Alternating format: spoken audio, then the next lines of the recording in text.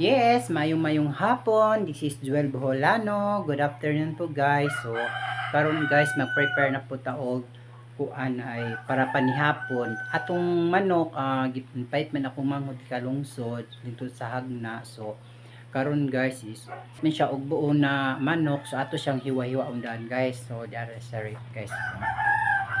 Ato siyang hiwa-hiwa undaan. Kuon hoy, kuang kog 55 ug 52. Ba. Basta kuwang ko dito city. So guys, nara kong manok kwaon, magnolia ni siya nga manok guys. So waysod among rep guys, waysod among rep tubig rag pipino guys. Ayan. So ato ni siyang hiwa-hiwa undaan guys. Manok ni siya nga buo. So ato siyang hiwa-hiwa undaan. Okay. Hiwaan nato na siya daan kay naa.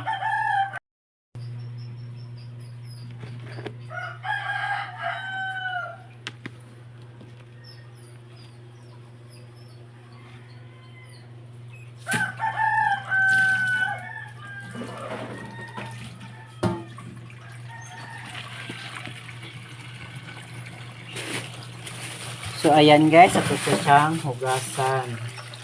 Hugasan muna natin at siya. Hugasan natin. Okay, butang ni sa rep. Diretso ko magtadtad. Butang sa rep. Okay, so, diba? So, ato na siyang tadtaron. Ato na siyang tadtaron guys. Gahit pa man eh. Ito na ni siya tatad. Iwaon guys. So, di ba? Naram ni siya guys paghiwa guys. Di ba? Siya yung nakayo no. Ano ni siya pag-slice. Di ba? Dali ra no. Yang wings ko dayon. Para na siyang wings guys.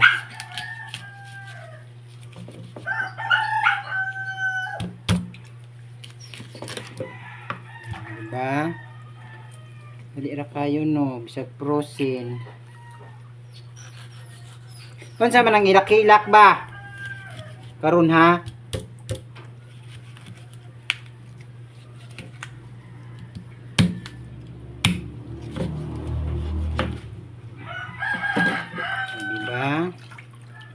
Dali ra kayo no.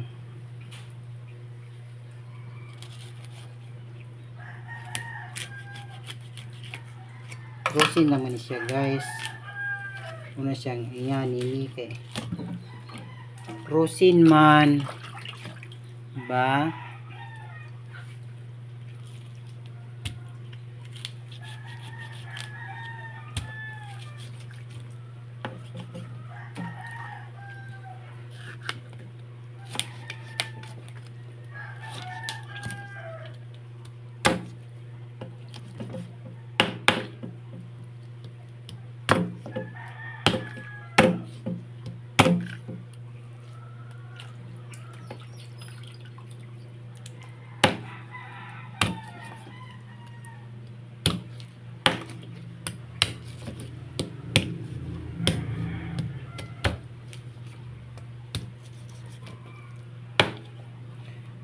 Unya pa man ni siya gabi ilutuon guys.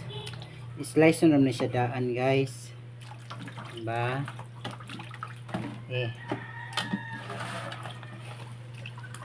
Paraon niya ready na siya.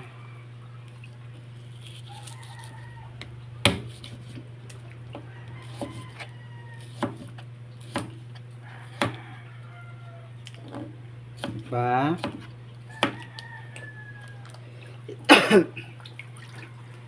Kuha na to na itong, kuha ni siya ang lobot guys. Kuha man ni siya. Taba-taba. Kuha na siya.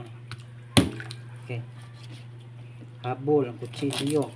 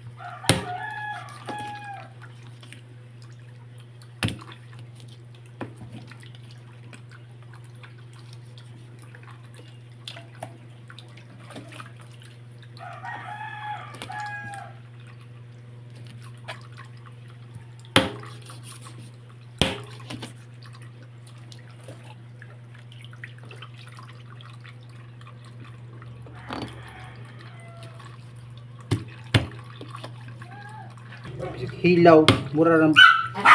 Hilaw pa man na. Okay, ba? Ang pakang. Kapag ko sigigad-ligad ba? Pero o asin o.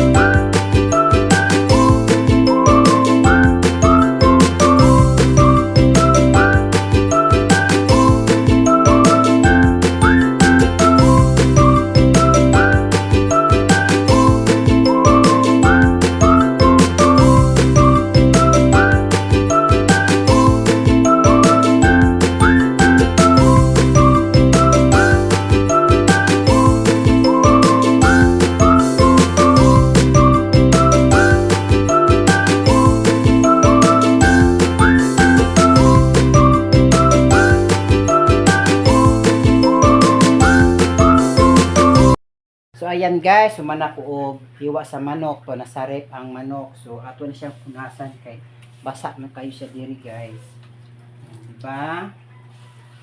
Siya ma'am. Nakoy bisita o. Si ma'am. Kita yun, kanay ka mga banang So guys, nara siya guys. So mo na akong kinakustigan niya friend. Napuni siya Chanmil, Juicy Galupi Buntis. Mo na yung vlog pitaw joke lang.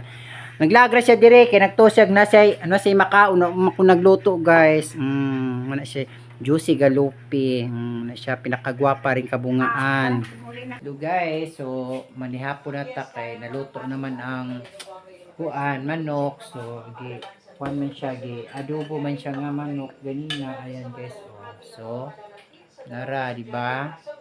Luto naman anak ko ka vlog sa pagluto kay nabisi po ko dyan nag-charge. So mga una ta guys kay gutomers naman.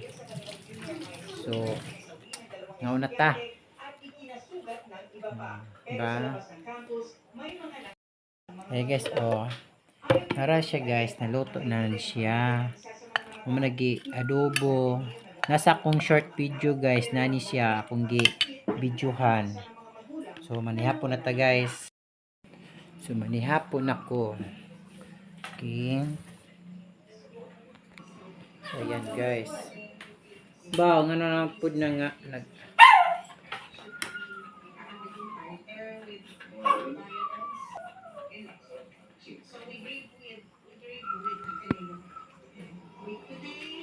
So manihapon na ta guys.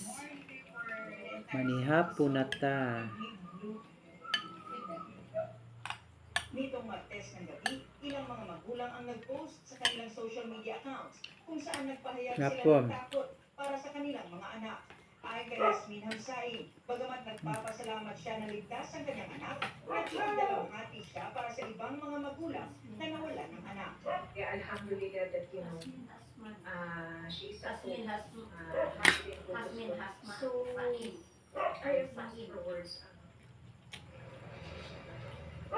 Bumisita naman sa Ateneo de Zamboanga University si Education Secretary Sani Angara para makita kung saan nangyari ang pamamaril sa gusali. Ayon kay Angara, malaking tulong ang mataas na bakod, metal detectors at maraming gwardiya para sa seguridad. Pero mas makatutulong umano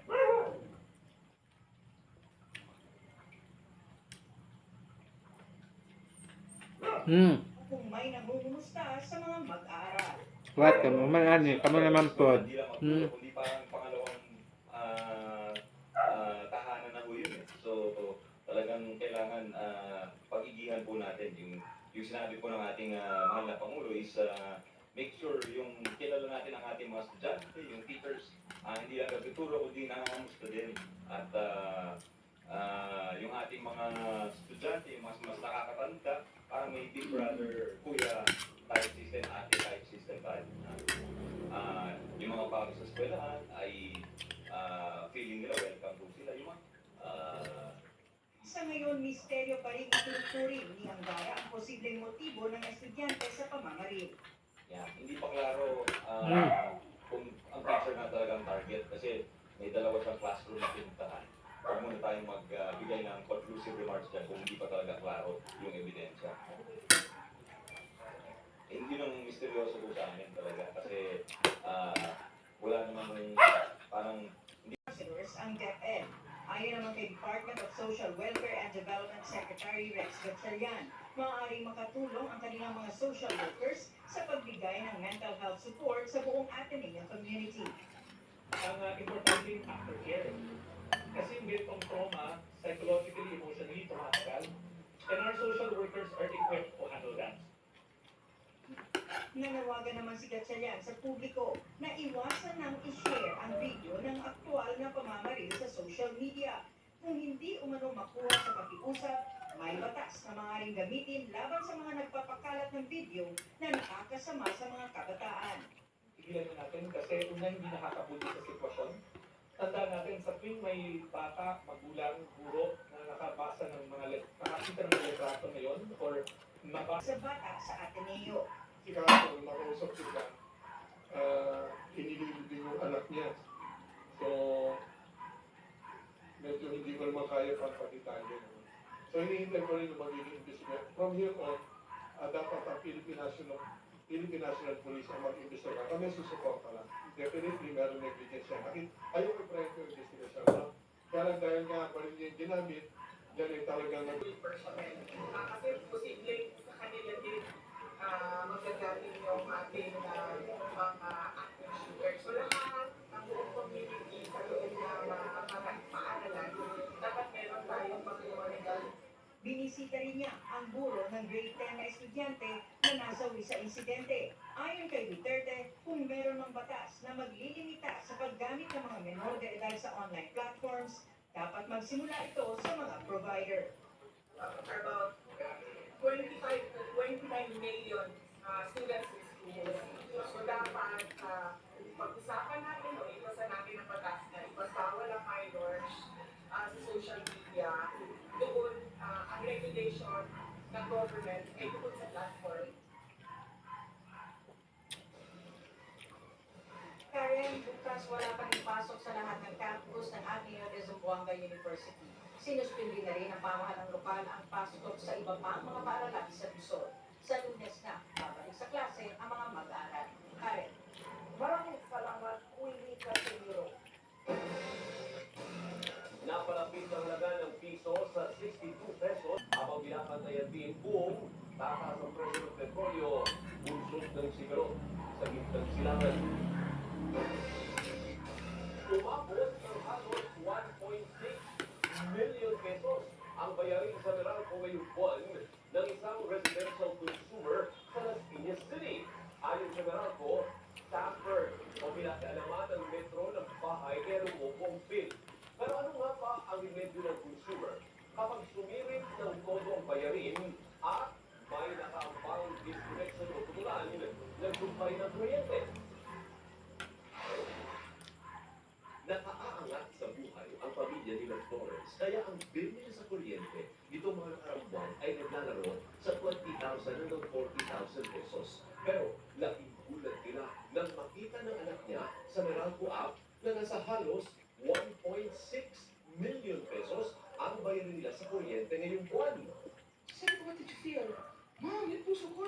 pusod ko.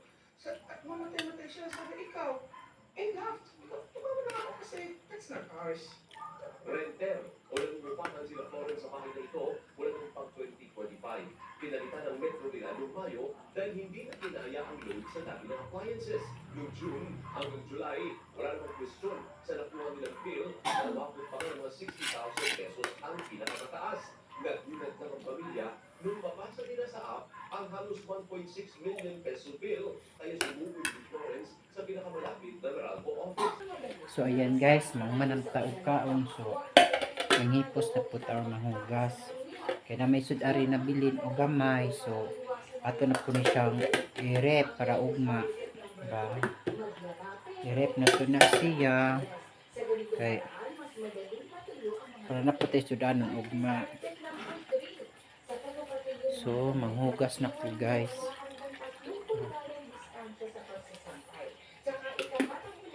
Manghugas.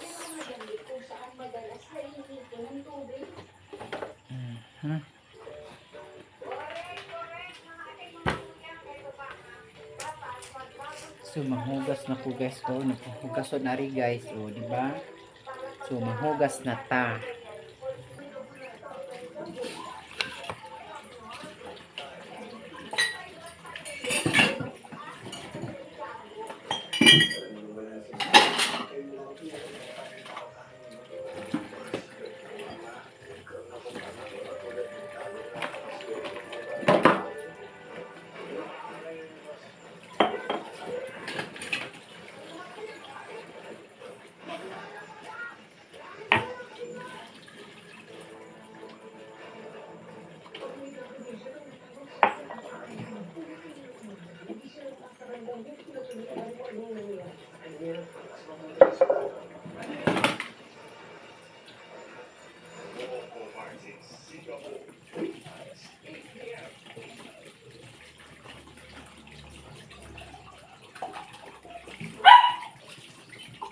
Saba, nagkaon na kaya na na yung tubig, inom na ka.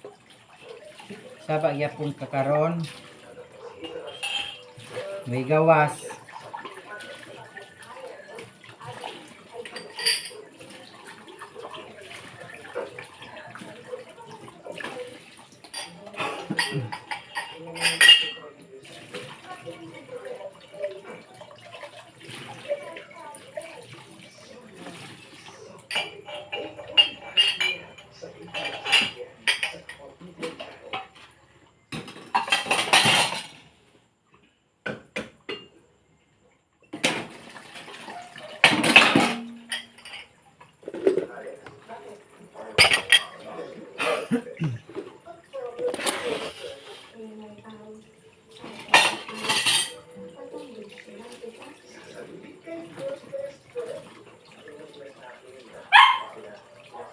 Lapsoy.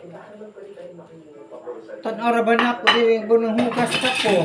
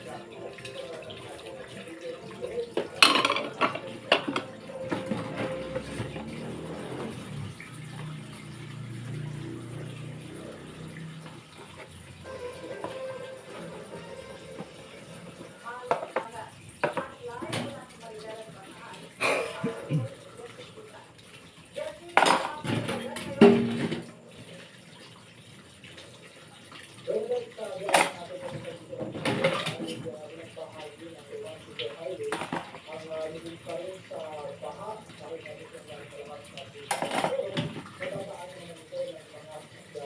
Ayon sa bataan CIO, ay nasa Sabay Bayan, sa isang bayan dito, at isang dito ang nalulog sa baha. Kasama ang nalulog sa bayan ng Maribeles, nasakot dito ng barangay di Townsend, sinasan tayo ngayon. Bulan naman sa bilis na ng pagtaas ng tubig ay nagmisulang dagat sa barangay Townsend at ang katabi barangay Kapsabe. At dahil dyan, naakala dahil ang mga turista matapos abutin ng baha ang Laruman dito highway, meron dahil sa mga bago ng paraan. Ang kinaman, dahil turista, ang nagsinamang sinapero ng mga kawasiya ng Belos LGRMO sa mga nag-drop sa mga nagdala ng bahay. May mga residente rin gumamit ng rescue sa bansa at araw nila. Hindi nila kaya ang